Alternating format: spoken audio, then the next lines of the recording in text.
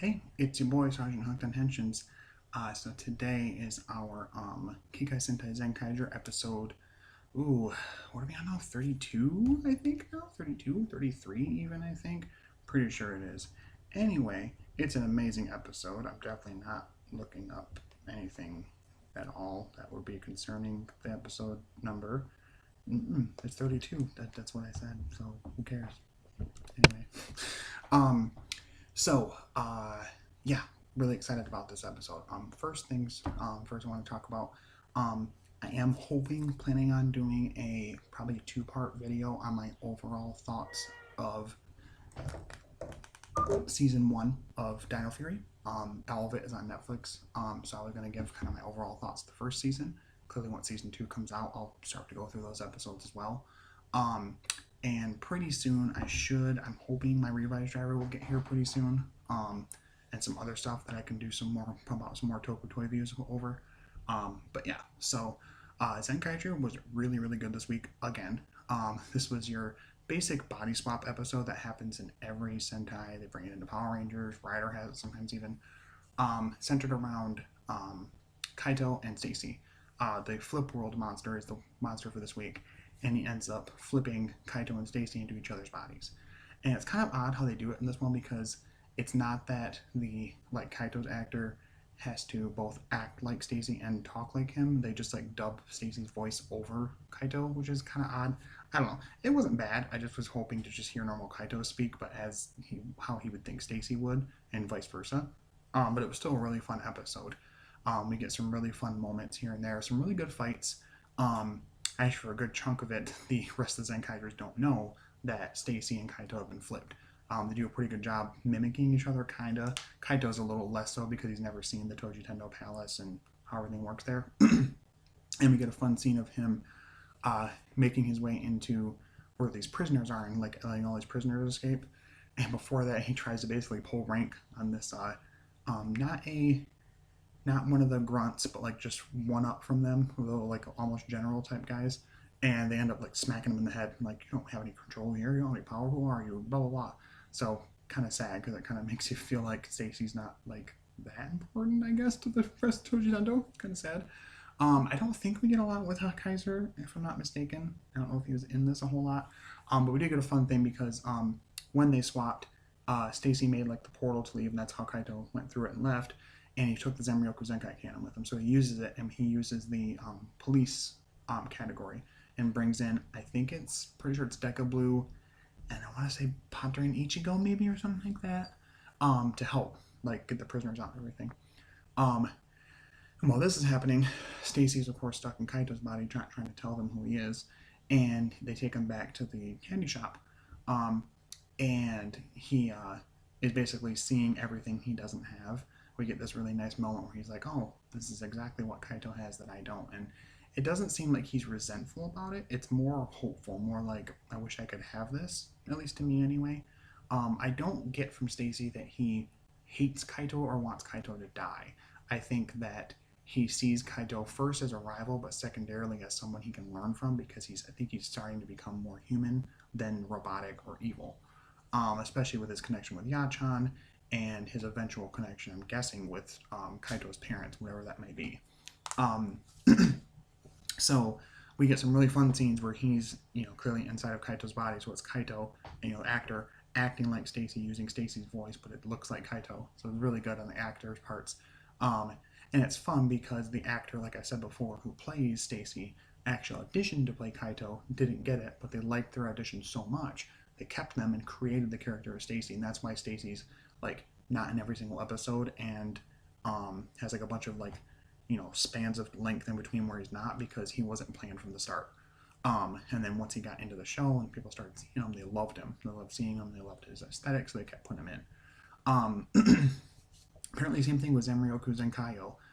It wasn't planned from the start as a mecha combination. They were just fooling around with the toys, and they're like, "Oh, I guess maybe we can do this in the show," and threw it in. That's why it's mostly CG with that. So, anyway, really fun with that, with the whole body swap thing. Kaito's in Stacy's body ends with him getting out of the Hojitano Palace after he helps a bunch of people escape, and Gege helps him for some reason. Something points out to me that something feel like calls out to me that Gege or Ijirood or both of them are the ones really in control of the Toji Tendo. There's been random moments where Bokowas will be like rampaging and smacking the floor and everything, and Gege will say like one thing and he'll go okay, and it's really weird. And it, they're painting it like it's a little like pet owner situation, like oh my wonderful little pet, like of course whatever you want. But to me, it seems like Gege is really the one in control, and Bokowas is like the you know Wizard of Oz man behind the curtain type of thing. I don't know for sure. I don't feel threatened in any way by Bokowas. I don't feel like he's a credible threat, honestly, in my opinion. And but I get it from Ijirood and definitely from Gege. Kind of Brashitara, but whatever. Um, so Kaito and Stacy's body escapes, and of course, the rest of the Zenkaigers and Stacy and Kaito's body go and find the monster or whatever. And he knows that the monster was sent by Rashitara, by his dad, so he helps them fight. So we actually get to see him transform into Zenkaiger and Kaito turn into Stacer, which is kind of funny because he's like, change Zenkai. I'm Coke change. And then does the whole thing, and he actually does a pose, which I'm guessing would probably be what Stacy's would look like if he ever fully reforms. I don't know for sure that's going to happen. We're already going to be on episode 33, which if there's 49 episodes, we'll only have about 13, 16-ish episodes to work with that happening if it does. So maybe, and definitely don't know for sure what they're going to do with Hawkeyser still as well. And we've not seen the mom in a while. So, but anyway, so really fun there. He does his pose as Stacer, but clearly with like the Zenkaiser colors behind him and everything, kind of funny. But unfortunately, don't get Stacy and Kaito's body doing his pose. But anyway, and they actually work together to destroy the Flip World monster and attack Rashitara. And yes, they do that, and we also get a really fun thing because Flint and Zox got flipped as well. So Zox and Flint's body transforms into two guys. We finally get to see Flint transform. It's just not actually Flint. I'm hoping she'll be able to at some point. I'm guessing if anybody that's gonna like at all be a bigger part of things or have something new happen, it'll probably be Hawkeyser and Stacer. Probably not Flint. Maybe I would totally be happy if it would. I just don't know if there's enough time, and I don't know if they really will. I would love them to, and be so happy if it does happen. Or it might happen in like a V cinema, like in a like the summer movie or something like that, for next year or something. So, anyway, but that was really cool seeing the actress actually do all the moves. And it's funny if you pay attention, behind her is Vroon, Zuran, Gawan, and Majin. Vroon has no rhythm and is trying to dance and just is like Zuran's doing pretty well but isn't doing all the moves the right way. Gawan is fucking spot on. It's so funny. He's like doing it right in rhythm, right on sync with everything. It's so fucking funny. I loved it. And Majin, of course, is just doing her little, little bouncy, cute little pixie dance. Yes, that was really fun getting to see that. And also the SD Bot Bros got switched, and they mentioned that, and they're like, we wouldn't been able to tell you apart anyway, so which is not nice, but also it kind of makes sense. Like, they haven't done a lot to like differentiate the two of them other than being mischievous. That's pretty much it. But yeah, so we get they destroy the monster with the Zenkaijo, finale buster and all that. He doesn't have anybody to hold him back, so he just gets thrown back, and Stacy, uses the Zenkai charge, blast thing from the, Geertlinger. Destroy the world monster, done, and then we see that the Neo Kudai test monsters can use the gears as well and become a powerful version of that world monster. So we get that, Zenkaijo fights it, of course, destroys it, we're all set. And we get this thing at the end where, everybody's all happy that Kaito's back, and good thing that Yachan didn't know that it was Stacy, and blah, blah, blah. And they had no idea until they got there. So they got to where everybody was fighting. I'm thinking this is starting to make Kaito think that, like, Stacy really is not as evil as he thinks he is. Except that we get a scene near the end where he's, like, in this weird, like, it's like I'm guessing it's like the Toji Tendo world, like the black landscape behind them and everything. And he's clearly thinking about a lot of what's happening. I'm guessing it's just adding more to him being resentful that he doesn't have what Kaito has. But I'm hoping it moves more towards him eventually redeeming and just joining the team than still being evil all the way through. He doesn't have to redeem, but I think that the connections he's had with Yachan, with Kaito's parents and with the team in general have shown that there's like little bright lights in there that would like awaken him to go more towards the good side than to stay with the bad side, especially with his awful relationship with Rajtara, the mom being dead, and all of that. I would think he would more go more towards where he's more comfortable with. And he's more honestly helped the Zenkaigers than he's helped the Tochitendo. So, um, yeah, overall, really good episode. Next week is some kind of like a school world something where they're all like in weird like high school costumes, of course, because it's just every week is some goofy theme and world. Um, yeah, I'm excited going forward with that. They did announce there's supposed to be a Revice and Zenkaiger like dual stage show thing happening. Um, and Yeah, so I'll get to another thing in a minute. But overall episode, I probably would give it probably a strong 8.5 out of 10. It wasn't my favorite. It wasn't a weak episode, but I was hoping for just a little bit more on Stacy's side and in Kaito's body in terms of like him having to like talk to Yatron more, or just in general try and like tiptoe around the fact that he's not Kaito. Not that I don't really think he would care if they knew that, that he would reveal himself, because he wasn't really trying to like gain anything from that. But still, I think they could have played with it just a little bit more, but it was still pretty good. For a body swap episode, it worked. And I just wanted to see more in the fighting as well of him like maybe using a Sentai or two, something like that. But again, overall, still a pretty decent episode. I'm still loving the show. Pretty big announcement for Rider stuff. They just released like last night by the time recording. This is the 20th, so it'll be the 19th.